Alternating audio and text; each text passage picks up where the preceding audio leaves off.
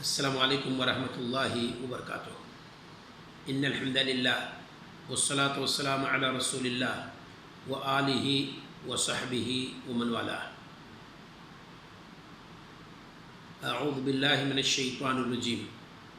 قال اللہ تعالی وما آتاکم الرسول فخذوه وما نهاکم عنہ فانتہوا۔ وقال نبینا المصطفى صلوات اللہ وسلامہ علیہ من احدث فی امرنا هذا ما لیس منہ فهو رد۔ برادران اسلام اور اسلامی خواتین، ناظرین و ناظرات، سامعین و سامعات، محدث عصر علامہ ناصر الدین البانی رحمہ اللہ، جن کا انتقال 1420 ہجری میں ہوا ہے، ان کی ایک کتاب ہے احکام الجنائز۔ اس کتاب کے صفحہ 242 پہ لکھتے ہیں اور ہیڈنگ قائم کی انہوں نے ان البدعہ المنصوص على ضلالتها من الشعر هي كذا وكذا، یعنی وہ بدعت جس کے گمراہ ہونے کے تعلق سے شاعر نے یعنی کتاب و سنت نے یا اللہ اس کے رسول نے گمراہی قرار دیا ہے، جس پر نص موجود ہے اور اس کا وہ تذکرہ کرتے ہیں۔ 8 بند پر انہوں نے یعنی 8 بدعتیں ایسی انہوں نے لکھی ہیں۔ ذرا دیکھیے وہ کیا کیا ہے۔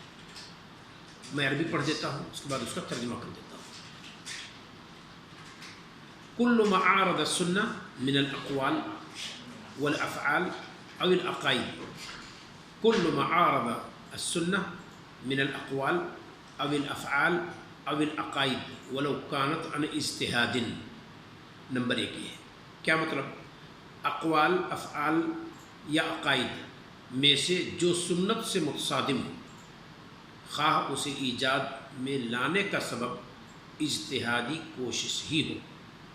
بسا اوقات لوگ کہہ دیتے ہیں نا کہ یہ فلاں امام سے اجتہادی غلطی ہے، تو اجتہادی غلطی اس امام کی ہے، اور اگر وہ منصب مجتہد پر تھا تو اس سے غلطی ہوئی، اس میں کوئی شک نہیں۔ اللہ رب العالمین اسے ایک اجر دے گا، لیکن کیا اس کی غلطی پر کوئی اگر عمل کرے بعد کے ادوار میں اور اس غلطی کو اس پر واضح بھی کر دیا گیا ہو کتاب و سنت کی روشنی میں، تو کیا وہ بھی اجر پائے گا؟ نہیں، قطعا نہیں۔ وہ بدعت ہے اور شریعت نے اس کو بدعت قرار دیا ہے، گمراہی قرار دیا ہے۔ پھر سے دیکھیے عبارت، کل ما عارض السنہ، یعنی چاہے کوئی قول ہو، چاہے کوئی فعل ہو، چاہے کوئی عقیدہ ہو، اگر سنت سے وہ ٹکرا رہا ہے، سنت سے وہ متصادم ہے، تو وہ گمراہی ہے، گرچہ صادر ہو کسی ایسے شخص سے جو مجتہد ہی رہا ہو۔ دوسری چیز، کل ما یتقرب الی اللہ بہ، ہر وہ کام جس سے اللہ کا قرب حاصل کیا جاتا ہے۔ وقد نہا عنہ رسول اللہ صلی اللہ علیہ وسلم، جب کہ اللہ کے رسول صلی اللہ علیہ وسلم نے اس سے روکا ہے۔ ہم کرتے ہیں، کہتے ہیں اللہ کا تقرب حاصل کرنے کے لیے کرتے ہیں، گرچہ ہمارا اور آپ کا مقصد صحیح ہے، لیکن چونکہ اللہ کے رسول صلی اللہ علیہ وسلم نے اس سے روکا ہے، اس وجہ سے وہ گمراہی ہے، چاہے آپ عبادت ہی سمجھ کر کے کر رہے ہیں۔ تیسری چیز، کل امر لا يمكن ان یشرع الا بنص او توقیف ولا نص علیہ فهو بدعہ الا ما كان عن صحابی۔ کہتے ہیں ہر وہ کام جس کو بغیر شریعت کے مشروع کیے ہوئے عمل میں نہیں لیا جا سکتا ہے، یا یہ کہ یہ توقیفی ہی امر ہے، یعنی امور غیبیہ سے متعلق ہے، چاہے ماضی کے چاہے آنے والے کے، یا احوال قیامت سے متعلق ہے، اور پھر کوئی شخص اس کو مشروع قرار دے، اس کو عقیدہ کے اعتبار سے یا قول کے اعتبار سے یا فعل کے اعتبار سے، تو یہ بدعت ہے۔ لیکن علامہ نے اس سے الگ کر دیا ہے، الا ما کان عن صحابی، مگر یہ کہ اگر کوئی چیز صحابی سے ثابت ہو۔ اس کی وجہ کیا جانتے ہیں؟ الصحابہ کلہم عدول، صحابہ سارے کے سارے عادل ہیں۔ اب صحابہ اگر عادل ہیں وہ جھوٹ نہیں بولتے، اس کا مطلب یہ ہے کہ اگر کسی صحابی نے یہ بات کہی ہے، اس کا مطلب ان کے پاس کوئی دلیل رہی ہوگی جس سے انہوں نے اخذ کیا ہوگا، تو پھر اس کو بدعت نہیں کہا جا سکتا اگر کسی صحابی سے وہ چیز ثابت ہو تو۔ لیکن ایک بات یاد رہے کہ اسے پوری امت پر تھوپا نہیں جا سکتا، فرد واحد کا عمل پوری امت پر اس کو تھوپا نہیں جا سکتا، اور پوری امت کے لیے اسے مشروع نہیں قرار دیا جا سکتا ہے۔ ہاں یہ کہہ سکتے ہیں کہ فلاں صحابی کا عمل ہے۔ یہ تیسری چیز ہوگی۔ چوتھی چیز، ما الصق بالعبادہ من عبادات عادات الکفار، کفار کے جس رسم و رواج کو عبادات سے جوڑ دیا گیا ہو، یہ بھی گمراہی ہے۔ کسی ملک میں کفار اپنے رسم و رواج کے طور پر کرتے ہیں، اب ایک مسلمان آئے اور مسلمان اس کو عبادت قرار دے کہ یہ عبادت ہے، اور عبادت کے طور پر اسی چیز کو مسلمان اپنے یہاں اپنے ملک میں اپنی سوسائٹی میں کرنے لگے، تو یہ بھی بدعت ہے اور یہ گمراہی، اس میں کوئی شک نہیں۔ یہ چوتھی چیز ہوگی۔ پانچویں چیز، ما نص علی استحباب ہی بعض العلماء سیما المتاخرین منہم ولا دلیل علیہ۔ کیا مطلب؟ 5 نمبر، جسے بعض علماء خاص طور پر متاخرین میں سے کسی نے مستحب قرار دیا ہو لیکن اس پر کوئی شرعی ثبوت نہ ہو۔ بھئی مستحب آپ کیسے قرار دیں گے؟ احکام خمسہ شریعت ہی سے ثابت ہو سکتے ہیں، وہ چاہے واجب ہو، چاہے محرم ہو، چاہے مکروہ ہو، چاہے استحباب ہو، چاہے مندوب ہو، یہ ساری چیزیں ثابت ہوں گی تو نص شرعی سے ثابت ہوں گی۔ تو اگر آپ نے اسے استحباب کہہ دیا ہے تو ضروری ہے کہ آپ کے پاس دلیل ہو۔ اگر دلیل آپ کے پاس نہیں ہے تو آپ اس عمل کو مستحب نہیں قرار دے سکتے ہیں، غلط ہے۔ تو کیا کہا رحمہ اللہ نے؟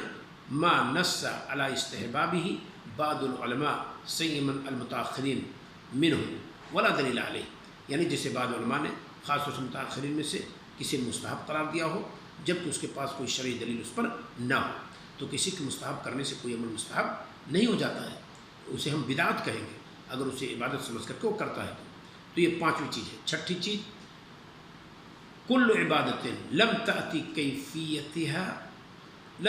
کیفیتها الا فی حدیث ضعیف او موضوع، ہر وہ عبادت جس کی کیفیت کسی ضعیف یا موضوع حدیث کے اندر موجود ہو، تو اس کیفیت کے ساتھ عبادت کرنا بھی بدعت ہے، کیونکہ شریعت ثابت ہوتی ہے قرآن کے نص سے یا صحیح حدیث سے، اور جو ضعیف حدیث ہے وہ حقیقت میں حدیث ہے ہی نہیں، جو ہمارے نبی صلی اللہ علیہ وسلم کے قول و فعل اور تقریر و وصف کو ثابت نہ کر سکے اور بوقت تحقیق پائے ثواب تک نہ پہنچے تو اس کو کبھی بھی شریعت کا درجہ دینا درست نہیں ہو سکتا ہے۔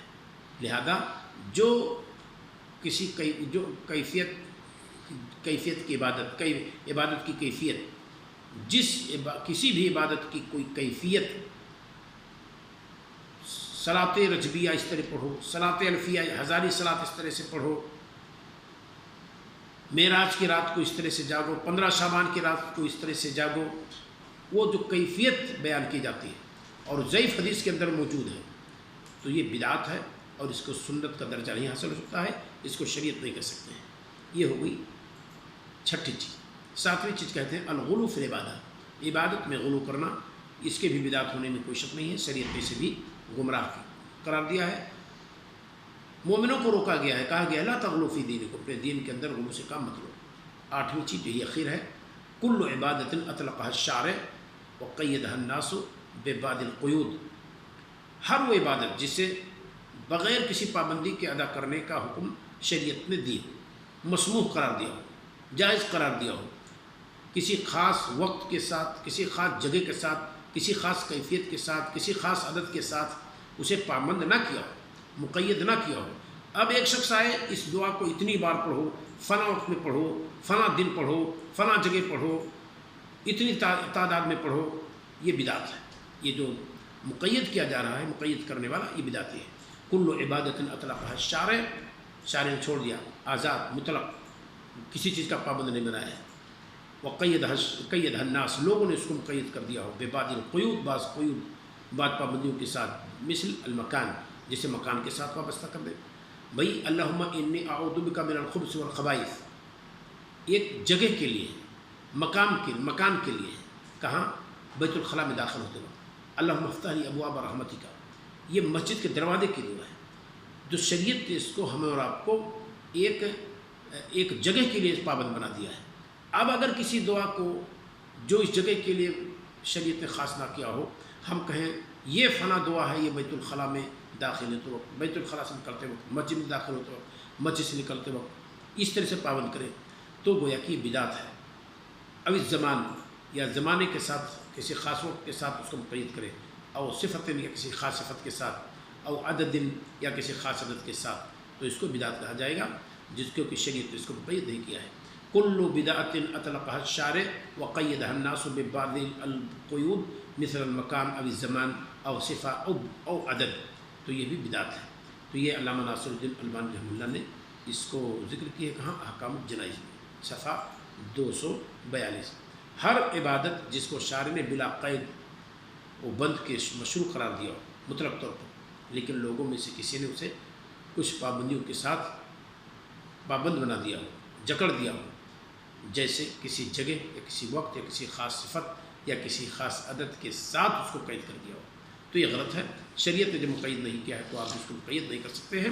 اور یہ بہت اہم چیز ہے، ٹی وی چینل پر آپ دیکھتے ہیں یہ دعا اتنی بار پڑھیے، یہ دعا اتنی بار پڑھیے، یہ دعا اتنی بار پڑھیے، یہ دعا یہاں پڑھیے، بیوی بھاگ گئی یا وہ دودھ کہیے، 100 بار کہیے، صبح شام کہیے۔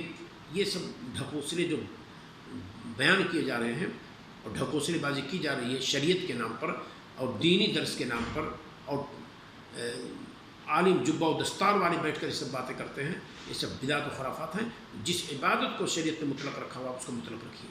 مجھے تعجب ہوتا ہے اسی سے باتیں کہتے ہیں لوگ کہ دنگ رہ جائیں گے، آپ اتنی بار یہ چیز اس کیفیت کے ساتھ، یہ فنا دن کو صبح، فنا دن کو شام، ایسا کیجئے ویسا کیجئے، یہ پڑھیے وہ پڑھیے، یہ بیماری ہٹے گی، وہ خوشخبری آئے گی، وہ رزق ملے گی، یہ بچہ پیدا ہو جائے گا، یہ سب ڈھکوسلے بازیاں جو کی جاتی ہیں اس کو شریعت نہیں کہتے ہیں۔ اللہ رب العالمین ہم اور آپ کو ان باتوں کو اچھی طرح سے پڑھنے اور ان کو سمجھنے اور ان کے مطابق عمل کرنے کی توفیق عطا فرمائے۔ السلام علیکم ورحمۃ اللہ وبرکاتہ۔